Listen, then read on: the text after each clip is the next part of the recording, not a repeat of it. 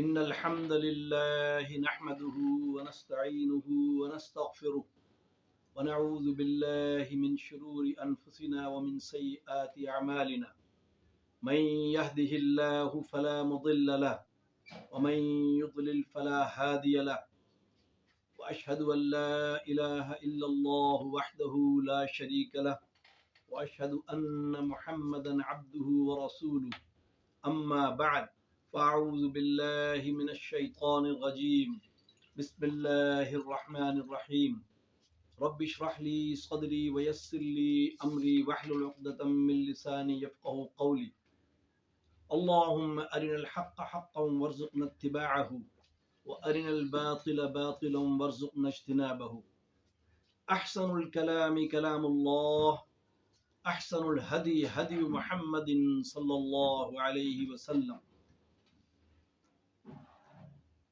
آج درس قرآن کی 37ویں ویڈیو بنائی جا رہی ہے آپ کی دعا سے، اللہ کی رحمت سے. سورہ بقرہ کی آیت نمبر 253 تک تو ہم نے پڑھ لیا تھا، اور آج انشاءاللہ 254 نمبر 254 سورہ بقرہ کی 254 سے ہم شروع کریں گے اور سمجھنے کی کوشش کریں گے. اعوذ باللہ من الشیطان الرجیم بسم اللہ الرحمن الرحیم. یا ایہا الذین آمنوا انفقوا مما رزقناکم من قبل ان یأتی یوم لا بیع فیہ ولا خلة ولا شفاعة والکافرون هم الظالمون. اللہ لا الہ الا هو الحی القیوم لا تأخذه سنة ولا نوم له ما في السماوات وما في الأرض من ذا الذي يشفع عنده إلا بإذنه يعلم ما بين أيديهم وما خلفهم ولا يحيطون بشيء من علمه إلا بما شاء وسع كرسيه السماوات والأرض ولا يؤوده حفظهما وهو العلي العظيم. لا إكراه في الدين قد تبين الرشد من الغي فمن يكفر بالطاغوت ويؤمن بالله فقد استمسك بالعروة الوثقى لا انفصام لها والله سميع عليم. الله ولي الذين آمنوا يخرجهم من الظلمات إلى النور والذين كفروا أولياؤهم الطاغوت يخرجونهم من النور إلى الظلمات أولئك أصحاب النار هم فيها خالدون. کوشش کرتے ہیں ہم درس کے دوران کہ کوشش کریں کہ ایک رکوع کو تھوڑا سمجھنے کی کوشش کریں. اگر کبھی اس سے کم بھی ہو جاتا ہے اور کبھی زیادہ بھی ہو جاتا ہے کوئی مسئلہ نہیں ہے، لیکن کوشش ہماری یہ ہوتی ہے کہ ایک رکوع کم از کم آدھے گھنٹے میں اس کو سمجھنے کی کوشش کریں. کبھی زیادہ کبھی کم ہو جائے تو کوئی مسئلہ نہیں ہے، لیکن کوشش یہی ہوتی ہے کہ ایک رکوع کو پڑھنے کی کوشش کریں اور سمجھنے کی کوشش کریں. پہلی آیت میں اللہ کا یا ایھا الذین آمنوا انفقوا مما رزقناکم من قبل ان یأتی یوم لا بیع فیہ ولا خلة ولا شفاعة والکافرون هم الظالمون. اے ایمان والو، جو ہم نے تمہیں دیا ہے اس میں سے خرچ کرو، اس سے پہلے کہ وہ دن آ جائے جس میں نہ خرید و فروخت ہوگی، نہ دوستی ہوگی، نہ سفارش ہوگی، اور کافر وہی ظالم ہیں. 254 آیت کو ہم دیکھتے ہیں کہ اللہ تعالیٰ ہمیں کیا میسج دے رہا ہے اس میں.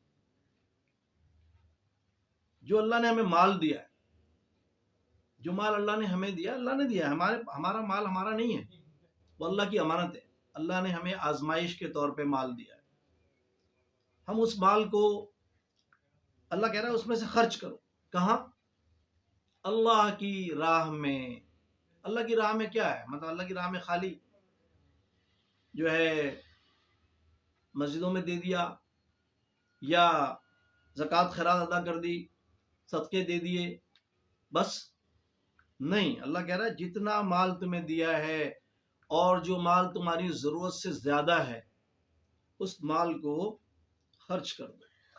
یعنی وہ جن کو ضرورت ہے ان پر خرچ کر دو. وہ سب سے پہلے تمہارے رشتہ دار ہیں، بہن بھائی ہیں، ماں باپ ہیں، اور بھی پڑوسی بھی ہیں.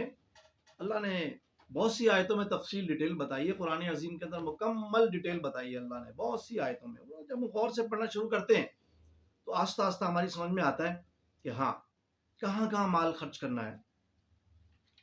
اللہ کہہ رہا ہے ابھی خرچ کر لو، اس سے پہلے کہ وہ دن آ جائے جس میں خرید و فروخت نہیں ہوگی. دنیا میں تو خرید و فروخت ہے، دنیا دار الاسباب ہے، یہاں اسباب ہیں حلال روزی کمانے کے لیے. اللہ نے بتایا ہے کہ حلال روزی کمانا ہے، ہم نے کاروبار بھی کرتے ہیں، جابس بھی کرتے ہیں، بہت سی چیزیں ہیں جو ہم بہت سے کام کرتے ہیں جس سے حلال روزی حاصل ہوتی ہے. حلال روزی حاصل کرنے کی بہت سی آیتیں اللہ نے بتائی ہیں، اور جیسے جیسے آپ پڑھنا شروع کرتے ہیں تو اس میں وہ آیتیں سامنے آتی چلی جاتی ہیں کہ ہاں حلال روزی کیا ہے، حلال روزی میں کیا کیا چیزیں ہیں. تو اللہ تعالیٰ کہہ رہا ہے کہ وہ دن آئے گا جس میں خرید و فروخت نہیں ہوگی، کاروبار نہیں چلیں گے. وہاں پر ایک اور لفظ کا ہے ولا خلا، اور اس میں دوستی کام نہیں آئے گی. یہاں پہ تو کہتے ہیں میرا فلانے سے تعلقات ہیں، میرا فلانا آدمی بہت بڑا آدمی میرا دوست ہے، لیکن جب کہیں ہم غلط کام بھی کر لیتے ہیں، غلطی بھی ہو جاتی ہے، پکڑے جاتے ہیں، پولیس پکڑ کے لے جاتی ہے، جی فلانے کا آدمی ہوں، فون آتا ہے وہ چھوڑ دیتا ہے، ارے یار فلانے کا آدمی ہے بھائی، غلط کام کیا تو کرنے دو یار، ہے تو فلانے کا، فلانے صاحب کا آدمی ہے. اللہ تعالیٰ کہہ رہا ہے شفاع ولا شفاع، نہ تو دوست کام آئے گا وہاں پر، اور نہ سفارش کام آئے گی، شفاعت کام آئے گی. فون بھی نہیں آئے گا وہاں کسی کا کہ فون آ گیا جی فلانے صاحب کا، بہت بڑے آدمی ان کا فون آیا. تو اس لیے انسان یہ سوچتا ہے کہ جب نہ وہاں کوئی کام آئے گا، نہ دوستی ہوگی، نہ سفارش ہوگی. والکافرون هم الظالمون، اور سفارش اور کافر وہی ظالم لوگ ہیں. نہ سفارش کام آئے گی، والکافرون هم الظالمون، اور کافر وہی لوگ ظالم، یعنی کہ جو ظلم کر رہا ہے اللہ تعالیٰ نے اس کو کافر کہا ہے، اور جو کافر ہے اللہ نے اس کو ظالم کہا ہے. ظالم کافر یہ نہیں، کافر کے کوئی سینگ ہوتے ہیں، جس کو چاہے ہم نے کافر کہہ دیا، جس کو ہم نے فتویٰ لگا دیا وہ کافر ہو گیا، نہیں. بلکہ ہم یہ دیکھیں کہ ظلم کون کر رہا ہے. ظلم تو انسان، اللہ تعالیٰ نے آیت میں کہا انہ کان ظلوما، انسان ظالم اور جاہل ہے، جہالت بھی ہے ہمارے اندر اور انسان ظالم بھی ہے. ظالم سے مراد یہ کہ کبھی انسان اپنے اوپر بھی ظلم کر رہا ہوتا ہے، جیسے کہ اللہ نے کہا ان الشرک لظلم عظیم، شرک بھی عظیم ترین گناہ ہے، عظیم ترین ظلم ہے. یعنی اپنی جان پر ظلم کرنا، اپنے اوپر ظلم کر رہا ہوتا ہے انسان. جب غیر اللہ سے امیدیں وابستہ کرتا ہے، جب غیر اللہ کی شفاعت کرواتا ہے کہ بھائی وہ میں پکڑا گیا تو چلو بھائی اب میں اس فلانے فون کرا لیتا ہوں تو شفاعت بھی ہو جاتی ہے، تو اللہ تعالیٰ فوراً کہہ رہا ہے والکافرون، یہ لوگ کافر ہیں جو الٹے سیدھے کام کیے چلے جاتے ہیں. رحمت اللہ عالمین صلی اللہ علیہ وآلہ وسلم نے فرمایا کہ جب انسان گناہ کرتا ہے تو اس کے دل پر ایک نقطہ آ جاتا ہے، ایک ڈاٹ آ جاتا ہے دل پر. پھر انسان یہی کا عمل دن بھر کرتا چلا جاتا ہے، کبھی ایک چھوٹا سا گناہ کیا، ایک نقطہ آ گیا، پھر گناہ کیا، پھر گناہ کیا، وہ گناہ کا عادی ہو گیا اور کرتے چلا جا رہا ہے، یہی چلا جا رہا ہے، گناہ چھوڑنے کو تیار نہیں ہے. تو پھر کیا ہوتا ہے، تو پھر اس کا دل گناہ کر کر کے سیاہ ہو جاتا ہے، اور جب دل سیاہ ہو جاتا ہے تو پھر تو اللہ تعالیٰ کے ہاں اس کی کیا اہمیت ہے آپ کو اندازہ ہے اس کا، مجھے بھی آپ کو بھی. ہاں ایسا ہوتا ہے کہ غلطی ہو جائے، انسان ہمیشہ جب بھی کوئی غلط کام کرتا ہے، میں ہوں یا آپ ہوں کوئی بھی ہو، جب کوئی غلطی کرتا ہے تو سب سے پہلے تو اسے ضمیر کی عدالت میں کھڑا ہونا پڑتا ہے. سب سے پہلے اندر سے آواز آتی ہے کہ وہ غلطی ہو گئی، یہ تو غلط کام ہے. فور ایگزامپل کس سے کوئی بات بنی نہیں، کسی بات پہ جھگڑا ہو گیا، اس نے مجھے ایک چانٹائی مار دیا غصے میں نے اٹھا کے اس نے ایک مارا ہے، اس کو نہیں چھوڑوں گا، معلوم ہے میں نے اس کو دھن دیا پورا، اور کہیں ایسا بھی ہوتا ہے غصے میں نے اسے قتل کر دیا. اب یہاں پہ اللہ تعالیٰ کیا کہہ رہا ہے کہ جب یہ عمل ہوگا، زیادتی ہوگی، تو وہاں پر ضمیر، سب سے پہلے تو ضمیر ہے نا، اندر سے آواز آتی ہے کہ یہ غلط کام ہے، کسی کو قتل کر دیا، کوئی چوری کر دی، کوئی زنا کر دیا، کوئی شراب پی لیا، کوئی نشہ کر لیا، اندر سے آواز آتی ہے کہ یہ غلط کام ہے. اس کے بعد کیا ہوتا ہے کہ انسان کی ضمیر کی عدالت سے اگر بچ گیا، انہوں نے کہا چھوڑو یار میں نے کر دیا تو کیا ہو گیا، میں چھپ جاؤں گا، غلط کام کرا چھپ گئے، چوری کر لی بھاگ گئے، نہیں قابو آئے، پھر کیا ہوا؟ پولیس نے پکڑ لیا. اس کے بعد وہاں کسی بڑے آدمی کا فون آ گیا، چلو بھائی چھوٹ گئے، کوئی مسئلہ نہیں. اللہ کہہ رہا ہے وہاں شفاعت کام نہیں آئے گی، جب میرے پاس آؤ گے. اس کے بعد وہاں سے بھی چھوٹ گئے، پولیس سے بھی، دنیا کی عدالت سے بھی چھوٹ گئے، ضمیر کی عدالت سے بھی باز نہیں آئے، اور دنیا کی عدالت سے بھی چھوٹ گئے. اس کے بعد آ گئی موت. آخر تو آنی، کل نفس ذائقۃ الموت، ہر ایک کی موت آئے گی، میری بھی، آپ کی بھی، سب کی، اور لکھے ہوئے ٹائم پر آئے گی. اللہ تعالیٰ نے پہلے ہی لکھ دیا. جب ہم ماں کے پیٹ میں، اللہ کے رسول نے فرمایا کہ جب ماں کے پیٹ میں روح اترتی ہے تو پھر ایک فرشتہ آتا ہے، اس کا نام لکھتا ہے، اس کی عمر لکھتا ہے، اس کے تمام اعمال جو وہ کرے گا، جو اس سے سرزد ہوں گے، نیکی یا بدی، وہ پہلے سے لکھ لیتا ہے کہ یہ کام یہ کرے گا، کیونکہ یہ اللہ کے علم میں ہے. تقدیر، اسے کہتے ہیں تقدیر غیر معلق. تقدیر معلق اور تقدیر غیر معلق بھی ہوتی ہے. ایک تقدیر وہ تو لوح محفوظ میں لکھی ہوئی ہے، وہ تو اللہ کا علم ہے. یہ لوح محفوظ میں اللہ کو پتا ہوتا ہے کہ یہ کیا کیا کام کرے گا، اللہ تو سب جانتا ہے. لیکن ایک تقدیر جو ماں کے پیٹ میں لکھی گئی ہے، اللہ کے رسول میں دعا تقدیر بدل دیتی ہے.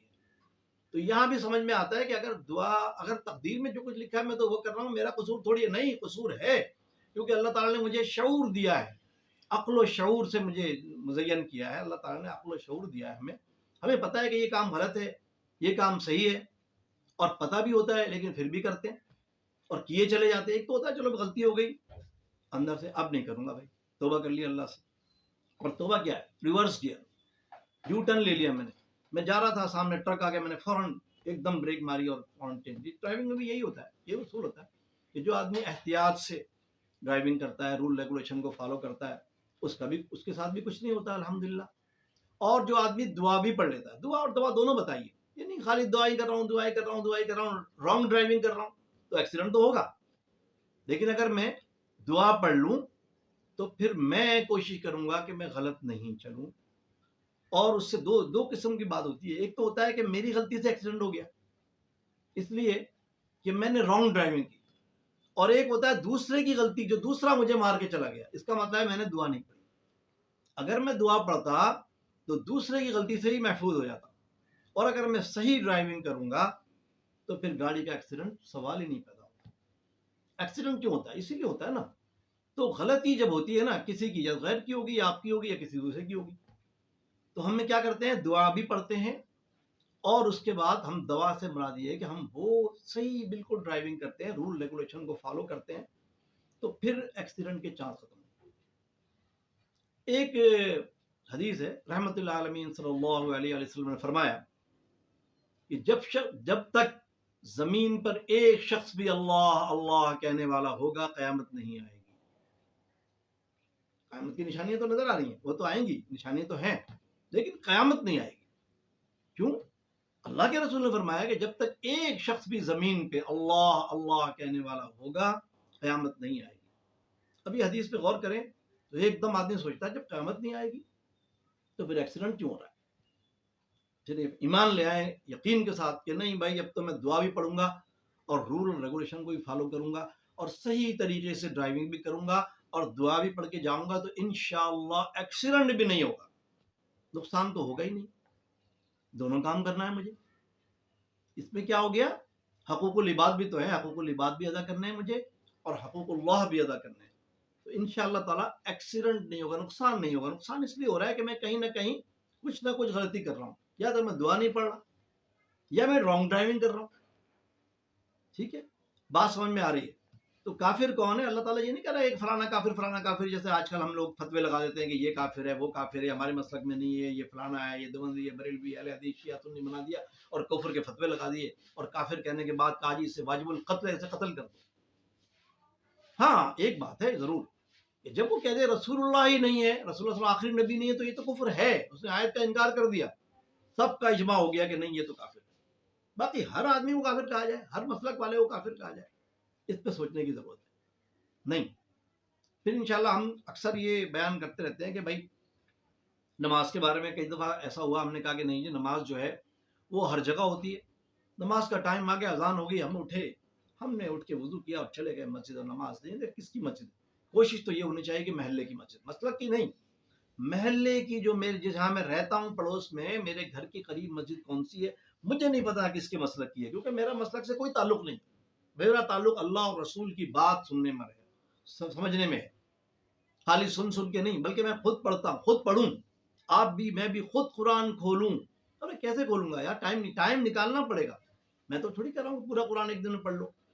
ارے بھائی آپ سے یہ گزارش ہے، ریکویسٹ کی ہے کہ آپ قرآن کو کھولیں، 5 منٹ دے دیں، ایک آیت سمجھنے کی کوشش کریں، انشاءاللہ تعالی نیک نیتی سے آپ کھولیں گے اللہ سے دعا کر کے، اور جو ہے آپ کی سمجھ میں آئے گا۔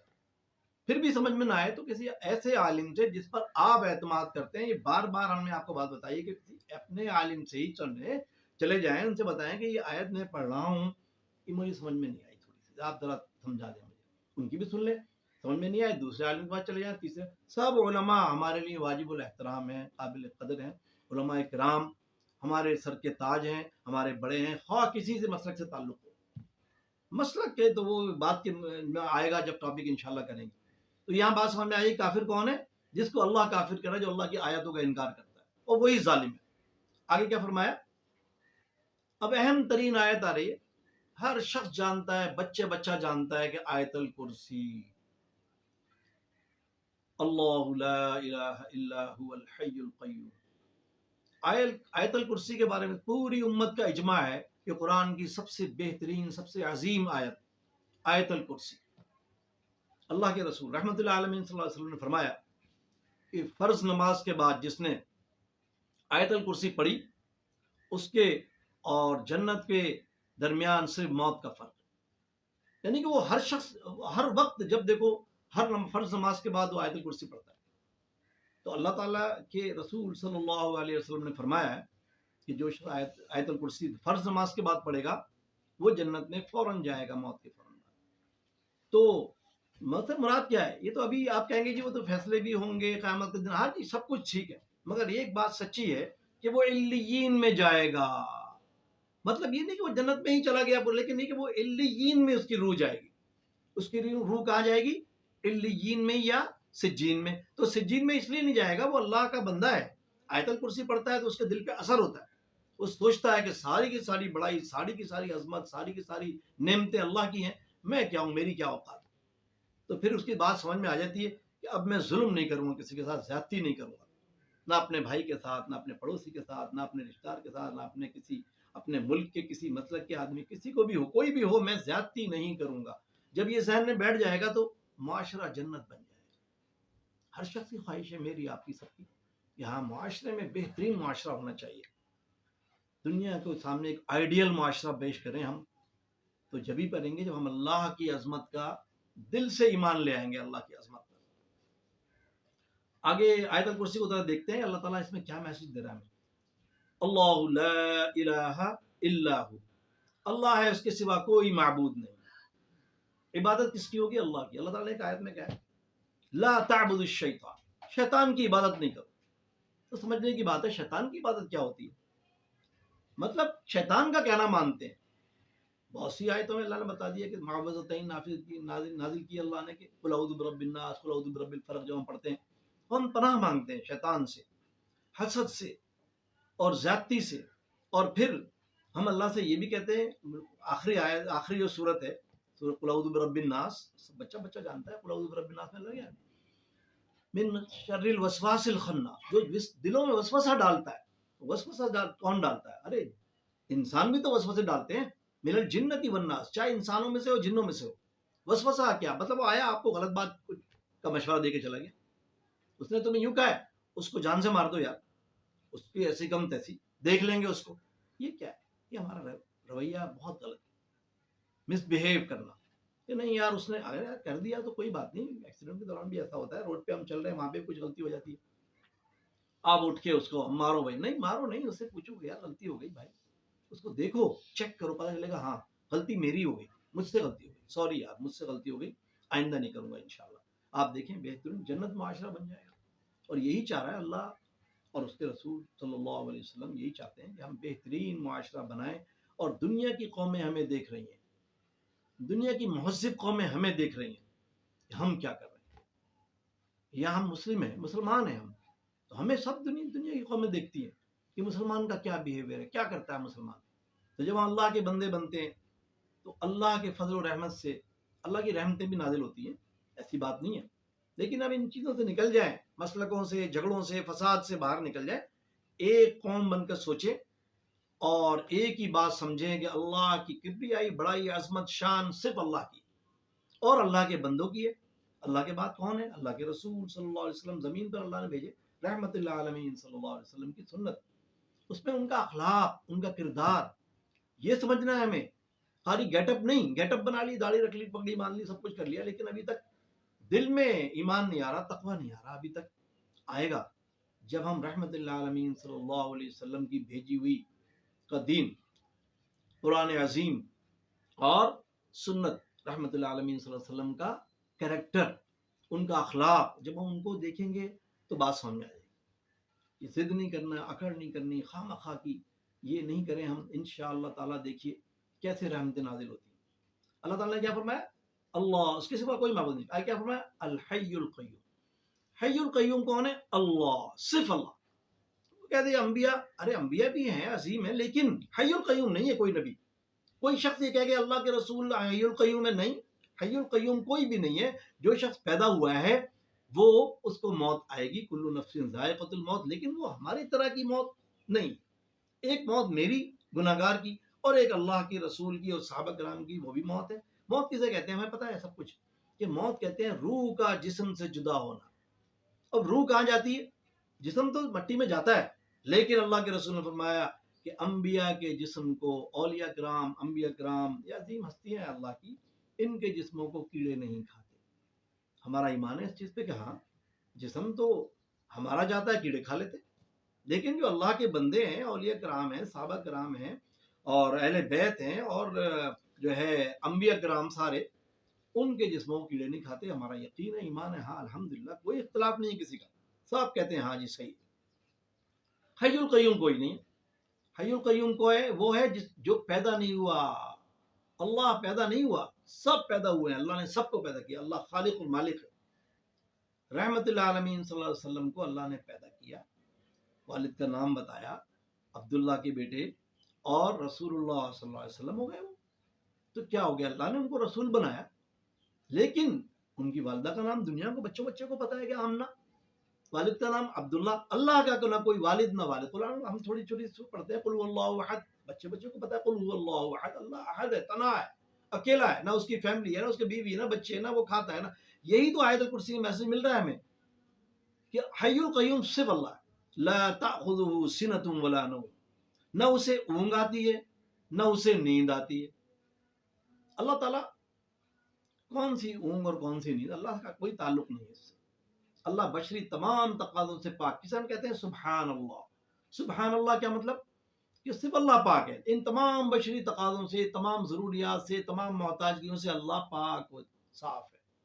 لیکن انبیاء کرام علیہ الصلوۃ والسلام جو ہوتے ہیں ان کو نیند بھی آتی ہے، وہ سوتے بھی ہیں، ان کو اونگ بھی آتی ہے، وہ حی القیوم بھی نہیں ہے، ساری حاجات روا کون ہے؟ اللہ۔ رحمت اللہ عالمین صلی اللہ علیہ وسلم کو اللہ نے ہم کو بھیج کر ہم پر احسان کیا بہت بڑا۔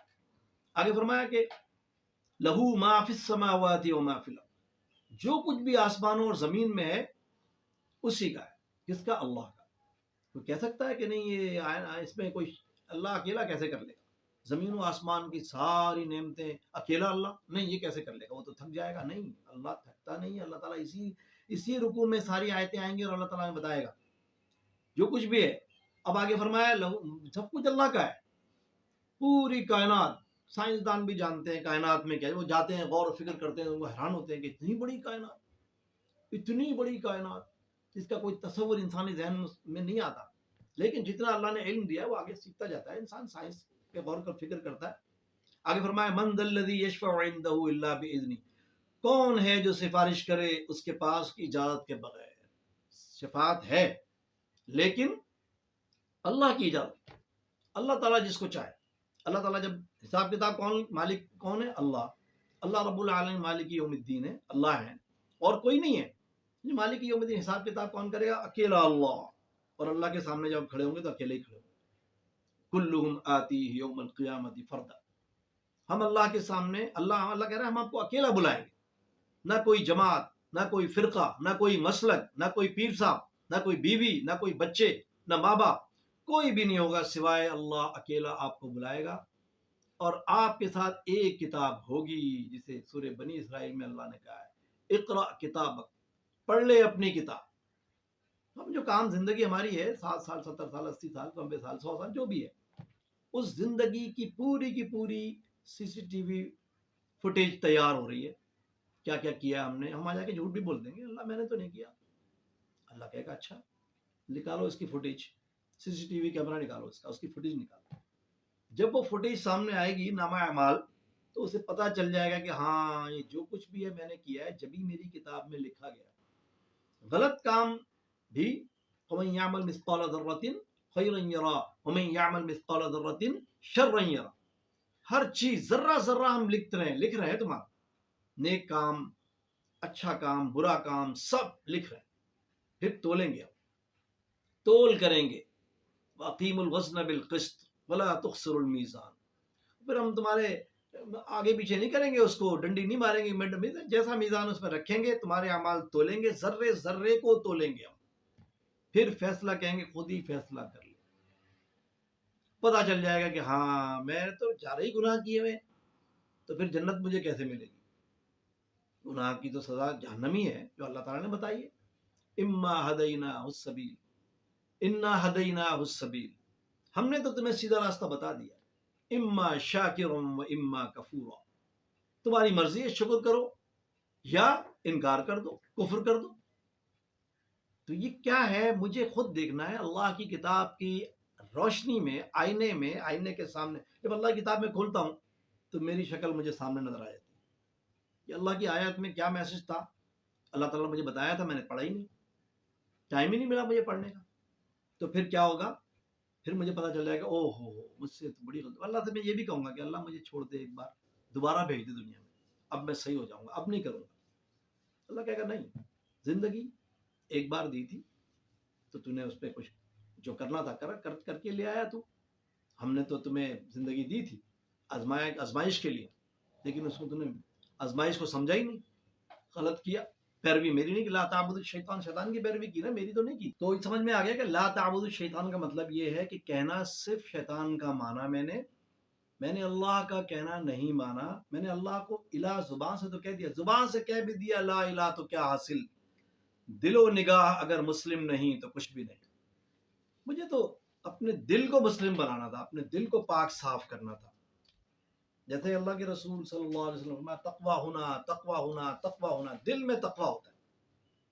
تو تقویٰ جو ہے وہ حاصل نہیں ہوا، مجھے حاصل کرنا تھا، تو اگر میں تقویٰ حاصل کر لیتا تو کامیابی ہو جاتی مجھے، وہ دن دیکھنا نہیں پڑتا جو اللہ کے سامنے پہنچنے کے بعد پتہ چلے گا۔ آگے فرمایا یعلم ما بین ایدیہم وما خلفہم، وہ جانتا ہے جو اس کے سامنے ہے جو اس کے پیچھے ہے، ولا یحیطون بشیء من علمہ الا بما شاء، اور وہ نہیں احاطہ کر سکتے اس کے علم میں کسی چیز کا مگر جتنا وہ چاہے، یعنی کہ علم جو ہے وہ تو علام الغیب تو اللہ ہے نا، لیکن اللہ تعالیٰ کہہ رہا ہے ہم جس کو چاہے علم کا احاطہ کروا سکتے ہیں، ہم علم جو ہے اللہ تعالیٰ نے ہم کو بھی تقسیم کیا، ہمیں بھی دیا ہے۔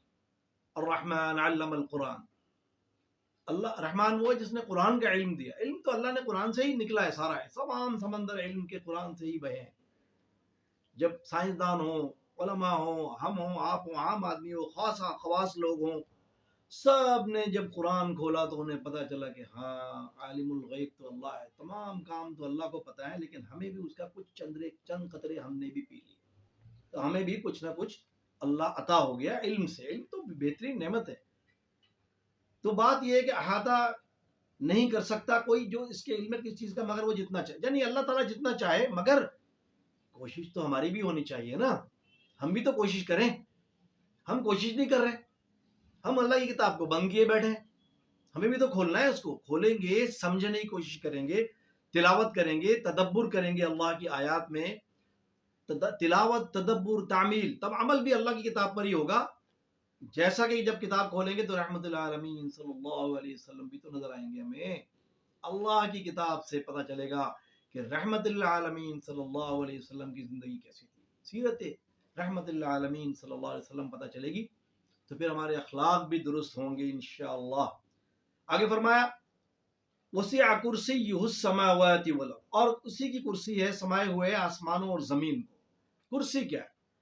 جیسے میری ہے، نعوذ باللہ میں بیٹھا ہوا ہوں کرسی پہ، ارے نہیں، یہ کرسی کا مطلب ہے پوری کائنات کی بادشاہت، پوری کائنات کا خالق اور مالک، ساری سلطنت، ساری بڑائیاں، ساری شان اللہ کی اور اللہ کے بندوں کی جو اللہ نے بھیجے، انبیاء کرام علیہ الصلوۃ والسلام اور اہل بیت اور صحابہ کرام رضوان اللہ علیہم اجمعین، سب کی تعظیم کرنی چاہیے، سب کا احترام کرنا چاہیے، اور علماء کرام کا بھی۔ علماء کرام جو ہیں، یہ نہیں کہ بس میں نے کہہ دیا جی وہ نہیں، علماء کرام کی تعظیم ہے۔ اگر کہیں غلطی کس سے ہو بھی جائے تو ادب کے دائرے میں ان کو ہم بات کر سکتے ہیں، سمجھا سکتے ہیں جا کے ان کو کہ بھئی یہ تھوڑی سی مجھے لگ رہا ہے کہ شاید مجھے لگ رہا ہے کہ ایسا آپ سے غلطی ہو گئی، لیکن کوئی بات نہیں، چلیں ہو گئی تو کوئی بات نہیں، غلطی بڑے ہیں آپ ہمارے، آپ ہماری رہنمائی کرتے ہیں، کہیں غلطی ہو گئی چلے بتا دیا ان کو، انہوں نے پھر جو ہوا، اچھے علماء کرام ہوتے ہیں وہ کہتے ہیں ہاں یہ غلطی ہو گئی۔ جیسا کہ آپ اکثر ایسا ہوتا ہے قرآن پڑھ رہے ہیں آپ تراویح میں سنتے ہیں جا کے سب، تو پھر تراویح میں بھی ایسی ہوتا ہے غلطی ہو جاتی ہے فوراً بتا دیا جاتا ہے، تو فوراً اصلاح کر لیتا ہے، ہاں جی مجھے بتا دیا آیت سے، اور غلطی جو ہے وہ درست ہو جاتی ہے۔ تو غلطی کا مطلب یہ نہیں کہ ہر وقت تنقید، ہر ایک کو برا کہنا کہ یہ برا ہے وہ برا ہے، تو یہ بہت زبردست میسج ہے آیت الکرسی کے اندر۔ آگے فرمایا بہو العلی العظیم، اور بلند مرتبہ عظمت والا صرف اللہ ہی ہے، اور جو اللہ کے ماننے والے ہیں ان کی ترتیب بتائی ہے، انبیاء کرام، اہل بیت، صحابہ کرام، یہ تمام، اور اولیاء کرام، اولیاء کرام بھی ہیں، گزر گئے بہت سے اولیاء کرام گزر گئے، ہمیں کیا پڑی ہے کہ ہم ان کی جو ہے برائیاں خامیاں نکالو، نہیں، ہم کیوں نکالیں، غلطیاں ان سے کبھی ہوئی ہیں تو چلے گئے، ان کو چلے گئے، اللہ نے کہا چلے گئے بس چھوڑ دو، اپنی فکر کرو، تو ہمیں اپنی فکر کرنی ہے۔ آگے بڑی اہم آیت آ رہی ہے، بہت ہی اہم آیت ہے اس رکوع کی، لا اکراہ فی الدین، دین میں کوئی زبردستی نہیں ہے، زور و جبر نہیں ہے دین کے اندر، دین ہم نے پیش کرنا ہے، ضرور آپ کا حق ہے، آپ جس مسلک سے بھی ہیں بڑے پیار محبت سے بتائیں، کوئی خامی نظر آ رہی ہے اس کو بڑے پیار، مثال کے طور پہ ایک آدمی نماز نہیں پڑھتا، ابھی وہ بے نمازی ادھر ایسا تو نہیں کہیں گے، اسے یہی کہیں گے یار وہ آپ بہت اچھے انسان ہیں، ماشاءاللہ میرے دوست ہیں، بڑے اچھے ہیں، مجھے پیارے ہیں آپ، مگر یار ایک کمی محسوس کر رہا ہوں، کیا کہ تھوڑا نماز میں کوتاہی ہو رہی ہے، وہ کیا کہے گا، ہاں یار صحیح کہہ رہا ہوں بھائی، کبھی جو نہ بھی پڑھتا ہو تب بھی کہے گا ہاں یار یہ بات تو صحیح ہے کہ میں نماز میں کوتاہی تو ہو رہی ہے، تو آپ انشاءاللہ دعا کریں میرے لیے، تو میں نماز انشاءاللہ تعالی اس کی کوتاہی کو میں دور کرنے کی کوشش کروں گا، اور اس کو آپ بلائیں، دعوت بھی دیں کہ آؤ چلو نماز پڑھنے چلتے ہیں، اچھی بات۔ آگے فرمایا قد تبین الرشد من الغی، بے شک ہم نے ہدایت کو گمراہی سے جدا کر دیا، ہدایت تو گمراہی سے جدا ہے، نظر آ رہا ہے کہ برائی کیا ہے اور اچھائی کیا ہے، ہمیں سب کو پتا ہے، آپ کو بھی پتا ہے، مجھے بھی پتا ہے، لیکن دیکھیں نا کہ کہاں پر ہدایت ہے اور کہاں گمراہی ہو رہی ہے۔ آگے فرمایا فَمَن يَكْفُرْ بِالطَّاغُوتِ وَيُؤْمِن بِاللَّهِ فَقَدِ اسْتَمْسَكَ بِالْعُرْوَةِ الْوُثْقَىٰ، بس جو گمراہ کرنے والے کو نہ مانے، طاغوت، طاغوت کیا ہے؟ طاغوت شیطان ہے، اور اس کے پیروکار جتنے بھی ہیں، جو بھی غلط کام کر رہے ہیں، جو بھی نقصان دے رہے ہیں اس ملک کو، اپنے ملک کو بھی نقصان دے رہے ہیں، لوٹ رہے ہیں، چیٹنگ کر رہے ہیں، ہیرا پھیری کر رہے ہیں، کھربوں روپیہ کھا گئے، 1.5 روپیہ پاکستان پہ چڑھا دیا، 1 خرب ڈالر اور پاکستان پہ قرضہ چڑھا دیا، رزلٹ بھگت رہی ہے پوری قوم، کرنے والوں نے کر دیا، سب کو پتا ہے، نظر آ رہا ہے سب کو، لیکن اب پھر کیا ہوگا، پھر ایک جمہوری نظام ہے یہاں پر، ایک پھر الیکشن آئیں گے، پھر وہی لوگ آ جائیں گے کہ ہم چاہیں گے تو اپنے ہیں جی ان کو دے دو، ارے وہ چور ہے، چور کو نہیں دینا، بات سمجھ میں آ رہی ہے کہ ہاں کیا کرنا ہے ہمیں، نہیں ہم چور کے ساتھ نہیں ہیں، ہم ڈاکو کے ساتھ نہیں ہیں، لٹیروں کے ساتھ نہیں ہیں، ہم تو ہمیں فرق کرنا ہے۔ آگے فرمایا لن تسقوم لہا، تو یہ جو تحقیق جو اللہ نے بنایا ہے، بس جو گمراہ کرنے والے کو نہ مانے، یعنی جو گمراہ کر رہا ہے، آپ کو غلط کام کر رہا ہے، غلط کام کی دعوت دے رہا ہے آپ کو، اس کو آپ نہ مانیں، اللہ نے کہا نہیں میں نہیں مانوں، طاغوت ہے بھائی، طاغوت کے ساتھی ہیں یہ، وَيُؤْمِن بِاللَّهِ، اور اللہ پر ایمان لائے، اللہ پر ایمان لانا ہے تو پھر اللہ کا راستہ ہے، انبیاء کرام کا راستہ، صحابہ کرام، اہل بیت کا راستہ، اور اولیاء کرام کا راستہ، اولیاء کرام بھی تو اللہ کے بندے نیک صالحین کی بات ہو رہی ہے. یہ نہیں کہ میرے اس آدمی دفن ہو گیا یہ اولیاء کرام دار ہے. بھائی نہیں، ہر آدمی اولیاء کرام نہیں ہوتا، لیکن اللہ کے بندے ہیں. دنیا مانتی ہے کہ ہاں اللہ کے بڑے بڑے بندے گزر گئے اور قیامت تک آتے رہیں گے اللہ کے بندے. فقد استمسک بالعروۃ الوثقی، پس تحقیق اس نے حلقے کو تھام لیا. حلقہ ایک چین ہے، وہ ان کو تھامنا ہے، مضبوطی سے تھام لیا. لن فسقام لها، وہ ٹوٹے گا نہیں. وہ اللہ کا حلقہ، ایک راستہ جو متعین کر دیا اللہ نے. تو ان کی لسٹ اللہ نے بتائی ہمیں کہ یہ ہے میرے ماننے والے بندے، ان کی پیروی کرتے چلے جاؤ. واللہ سمیع علیم، اور اللہ سننے والا اور جاننے والا. آخری آیت اس رکوع کی ہے جس میں اللہ نے کہا ہے کہ 257 نمبر ہے، اللہ ولی الذین آمنوا یخرجہم من الظلمات الی النور. اللہ دوست ہے، اللہ ولی ہے. ولی اور اللہ بھی ولی ہے، مطلب ہمارا دوست بھی ہے اللہ، اور ہمارا آقا بھی ہے اللہ، خالق اور مالک بھی ہے اللہ. جیسے اللہ نے کہا میں انت مولانا، کہو انت مولانا، اے اللہ تو ہمارا مددگار ہے، تو ہمارا آقا ہے، تو ہمارا سب کچھ تو ہی ہے. انت مولانا. تو ولی کون ہے؟ اللہ ہمارا سب سے بہترین ولی ہے، سب سے بہترین دوست ہے ہمارا، سب سے بہترین بھلائی اتارنے والا ہم پر کون ہے؟ ہمارا اللہ، ہمارا رب. یخرجہم من الظلمات، وہ تمہیں نکالتا ہے اندھیروں سے، الی النور، نور کی طرف اتارتا ہے، ہمیں نور کی طرف لے جاتا ہے، اندھیروں سے نکالتا ہے اور نور کی طرف لے جاتا ہے. قرآن کی طرف، رحمت العالمین صلی اللہ علیہ وسلم کی طرف ہماری توجہ کرا رہا ہے کہ اللہ اور اس کے رسول اللہ صلی اللہ علیہ وسلم کی پیروی کرنی ہے.